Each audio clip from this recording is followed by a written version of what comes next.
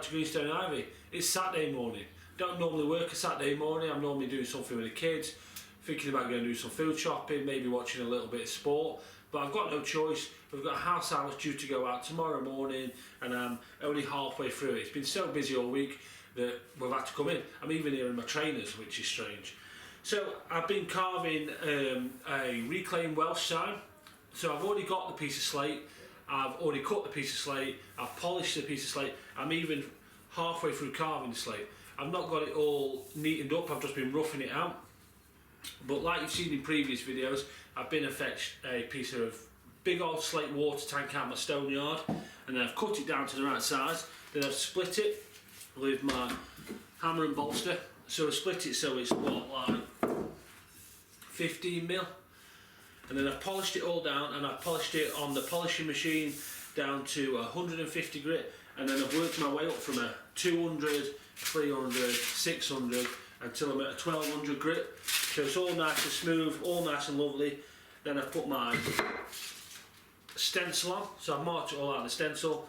And like I say, I'm halfway through roughing it all out, and then once I've roughed it all out, I'm going to paint it white. But I thought, if I'm here on a Saturday morning working, I may as well bring you lot with me. And I thought I'd show you me finish this up, finish carving it up, and then get it painted, put some screw holes in, and then we'll get it sent out to the customer. Right, I'll drop my safety specs off, and I'll carry on.